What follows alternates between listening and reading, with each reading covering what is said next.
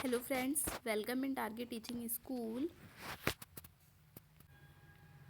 जैसा कि आप सभी जानते हैं कि आगामी परीक्षा सीटेट की जो है वो आपकी 7 जुलाई को होने वाली है। तो उसी के लिए हम लोग पेपर फर्स्ट एंड सेकंड दोनों के लिए सीडीपी एंड पेडागोजी का प्रैक्टिस सेट कर रहे हैं। चलिए स्टार्ट कर लेते हैं। पहला क्वेश्चन क्या दे रखा है, विकास के प्रत्येक चरण के लिए सामाजिक अपेक्षा को क्या कहा जाता है? विकासात्मक कार्य, विकासात्मक आवश्यकताएं, विकासात्मक बाधाएं, विकासात्मक क्षेत्र। अगर हम कहें कि प्रत्येक चरण की बात हो रही है ना, तो प्रत्येक चरण के लिए हम क्या जाएंगे, विकासात्मक क्षेत्र की ओर जाएंगे। ठीक है, चलिए अगले प्रश्न में आ जाते हैं। प्रश्न नंबर सेकंड है। सेकंड क्या कह रहा है कि विकास जो है, विकास डैश क्या है, शरीर के मध्य से बाहर की दिशा में होता है, नीचे से ऊपर की ओर होता है, एक आयामी है, वातावरणीय कारकों से प्रभावित नहीं होता है। तो ये इसमें देखिए नीचे से ऊपर नहीं होगा, ना ही एक आयामी, ना ही वातावरणीय कारकों से प्रभावित होता है। यदि हम विकास की बात करेंगे तो विकास जो है वो शरीर के मध्य से बाहर की दिशा में होता है, जिसे हम प्रॉक्सिमोडिस्टल भी कहते हैं, समीपस्थ विकास भी कहते हैं, जो क्या होता है कि केंद्र से बाहर की दिशा में होता है। अगले प्रश्न की ओर बढ़ जाते हैं। प्रश्न नंबर थर्ड है, कह रहा है प्रश्न जो है ये अभिकथन और तर्क बेस्ड है, जो कि आपके 30 नंबर के कंप्लीट सेशन में क्या होता है कि 4 से 5 क्वेश्चन आपके रखे जाते हैं। तो संज्ञानात्मक विकास मध्य बाल्यावस्था तक तेजी से विकसित होता है और फिर ठहर जाता है। क्या ऐसा है? संज्ञानात्मक विकास नहीं ठहरता है, चलता रहता है। मानव मध्य बाल्यावस्था के चरण के बाद नई चीज़ें नहीं सीख सकते, ये भी गलत बात कही गई है। लेकिन दोनों ही आपके कथन और तर्क गलत है, तो आप ऑप्शन जाएंगे 4 की ओर। ठीक है, चलिए अगले प्रश्न की ओर बढ़ जाते हैं। प्रश्न नंबर 4 है। क्या कह रहा है प्रश्न, विद्यार्थियों का एक समूह अपने खेल के दौरान एक लोकप्रिय नृत्य डैश रियलिटी शो के दृश्य दर्शाता है। 8 वर्षीय सना एक जज के तौर पर दूसरे बच्चों के नृत्य पर टिप्पणियां करती है। परिस्थिति बच्चों के सामाजिकरण में डैश की महत्वपूर्ण भूमिका दर्शाता है। तो आप इसमें किस ऑप्शन की ओर जाएंगे? ये जाएंगे आप क्या, मीडिया। आप बोलेंगे 2 ऑप्शन दिए गए, लेकिन ये दोनों ही जो है आपके मीडिया से जुड़े, लोक प्रति नृत्य मीडिया रियलिटी शो के दृश्य को दर्शाता है। ठीक है, तो ऑप्शन नंबर 3 हो जाएगा। अगले प्रश्न में आ जाते हैं। प्रश्न नंबर 5। तो प्रश्न नंबर 5 है, जीन पियाजे के संज्ञानात्मक सिद्धांत के अनुसार बच्चे किस अवस्था में वस्तुओं को कहे गए क्रम में लगा पाते हैं? ये योग्यता आ जाती है, तो कौन सी अवस्था होती है? जब बच्चे मूर्त संक्रियात्मक अवस्था में आ जाते हैं। देखिए संवेदी जो होती है वो आपकी जन्म से 2 वर्ष की होती है, 2 से 7 होती है, फिर ये हो जाती है 7 से 11 वर्ष की। तब बच्चे क्या होते हैं कि किसी भी वस्तुओं को उनके क्रम के अनुसार लगा पाते हैं। अगले प्रश्न की ओर बढ़ जाते हैं। प्रश्न नंबर 6 है। क्या कह रहा है प्रश्न? कह रहा है जीन पियाजे के अनुसार एक सतत प्रक्रिया को मानसिक संरचनाओं को परिष्कृत और परिवर्तित करती है डैश कहलाती है। जीन पियाजे जो है उनके अनुसार सतत प्रक्रिया जो मानसिक संरचनाओं को क्या कर रही है, परिष्कृत कर रही है, वो क्या कहलाती है? तो देखिए जीन पियाजे जो है वो आत्मसातीकरण की बात करते हैं, आपको ये ध्यान रखना है। और खुद की मानसिक संरचनाओं है, ठीक है, तो संतुलित तो होगा नहीं, ना ही वस्तु स्थायित्व होगा, ना ही नकल उतारने जैसा होगा, तो आपका आत्मसातीकरण हो जाएगा। अगले प्रश्न की ओर बढ़ जाते हैं। प्रश्न नंबर 7 है, विद्यार्थियों को एक समस्या का हल खोजने में संघर्ष करते देखकर उनकी सहायता के लिए अध्यापिका उन्हें संकेत और आधे सुलझाए उदाहरण देती है। ले वाइगोस्की के सिद्धांत के अनुसार यह का उदाहरण है, किसका उदाहरण है? देखिए ले वाइगोस्की आपको कहीं भी दिख जाते हैं तो इन्होंने पाड़मचान और मदद की बात की है। ठीक है, क्या कर रही, आधे सुलझे उदाहरण दे रही, तो उसकी मदद कर रही है ना, इसलिए आप पाड़ लगाएंगे। अगले प्रश्न की ओर बढ़ जाते हैं। प्रश्न नंबर 8 है, निम्न में से किस सिद्धांतकारी ने कहा कि संज्ञानात्मक विकास का एक सहयोगात्मक प्रक्रिया है?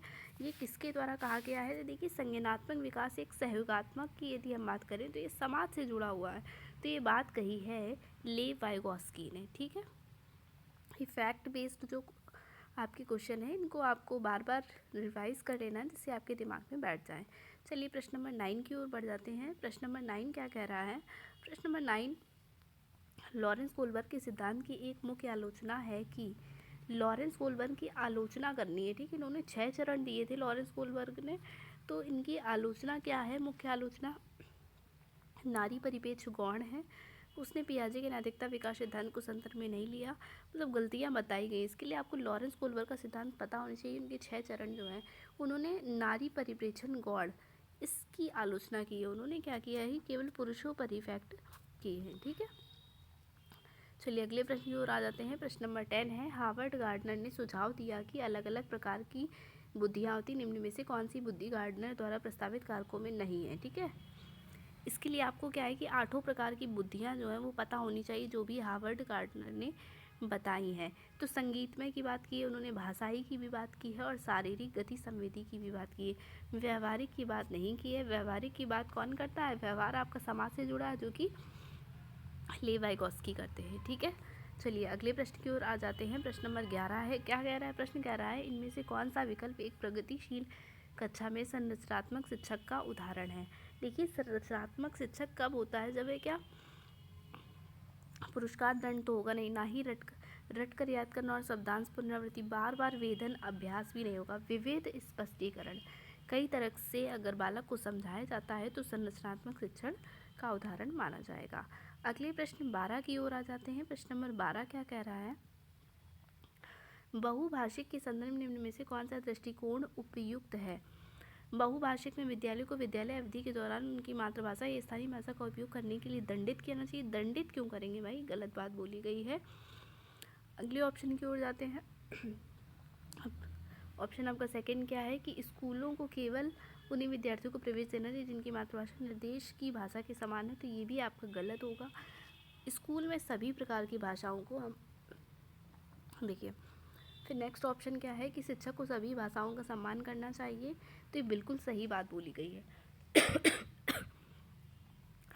नेक्स्ट है कि शिक्षक को केवल कक्षा में उन बच्चों की उपेक्षा करनी चाहिए जो कक्षा में उनकी मातृभाषा का प्रयोग करते हैं, ये भी बिल्कुल गलत बात है। ठीक है, तो आपको ऑप्शन को पढ़ना है, अपनी समझ को विकसित करना है ताकि आप सही ऑप्शन चूज़ कर पाएँ। चलिए अगले प्रश्न में आ जाते हैं। वे बच्चे जो कि अक्सर अपने अभिभावकों को मानकीय जेंडर सीमाओं को पार करते हुए देखते हैं, जैसा कि माता को उपकरण ठीक करते हुए और पिता को बच्चों की देखभाल करते हुए, उनके संदर्भ में क्या होगा भाई?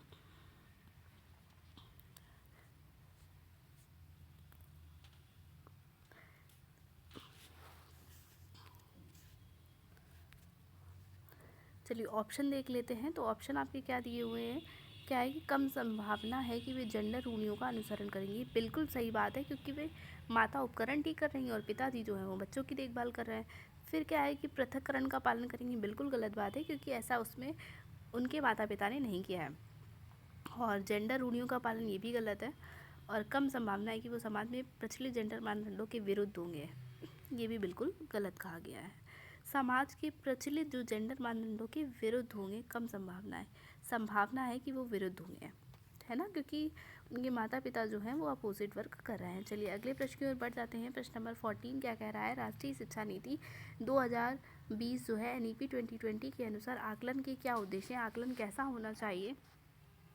सीखने के स्तर को सुनिश्चित करने के लिए विद्यार्थियों को तनाव उत्पन्न करना और डर पैदा करना। बिल्कुल गलत बात है भाई, विद्यार्थियों को तनाव डर नहीं पैदा करना। अध्यापन अधिगम क्रियाओं को दोहराना, अधिगम और विकास को अनुकूलित बनाना, ये दोनों बात सही कही गई हैं। कक्षा के अंदर और बाहर विद्यार्थियों का समर्थन देना, ये भी तीनों बात जो है ये सही कही गई हैं। तो ऑप्शन सेकेंड थर्ड फोर हो जाएगा। सेकेंड थर्ड फोर तो आपका 4 में दिया गया है। चलिए नेक्स्ट और लास्ट क्वेश्चन होगा आपका ये क्वेश्चन नंबर 15। इसके नेक्स्ट क्वेश्चन जो है वो हम लोग अगली क्लास में करेंगे। चलिए क्वेश्चन क्या है कि गत्यात्मक मूल्यांकन क्या समझने में मदद करता है? गत्यात्मक मूल्यांकन जो है बच्चों का बौद्धिक स्तर समकक्षों का तुलना में छात्रा का संबंधित पद, बच्चे की विशिष्ट अधिगम आवश्यकताएं और कि बच्चा सामान्य विद्यालय में पढ़ने के लायक है या नहीं। तो इसमें यदि हम बात करते हैं तो गद्यात्मक मूल्यांकन क्या समझने में मदद करता है, तो वह बच्चे की विशिष्ट अधिगम आवश्यकताओं को समझने में मदद करता है। कहीं भी तुलना नहीं होगी, ना ही बच्चे के बौद्धिक स्तर को समझा जाएगा, ना ही उनको लायक बनाया जाएगा किसी पढ़ने में। ठीक है, तो कैसी लगी क्लास आपको? अच्छी लगे तो लाइक करें सेशन को। ठीक है, सेशन में यदि आप नए जुड़े हैं तो चैनल को सब्सक्राइब कर लें, अपने दोस्तों को भी शेयर करें जिससे उनको भी सेशन का लाभ उठा पाएँ वो लोग। ठीक है, जैसे कि आप सभी जानते हैं कि सीटेट की जो परीक्षा है वो 7 जुलाई को तो होने ही वाली है, तो आप लोग प्रैक्टिस अपनी जारी रखिए। मिलते हैं नेक्स्ट वीडियो में। Thanks for watching.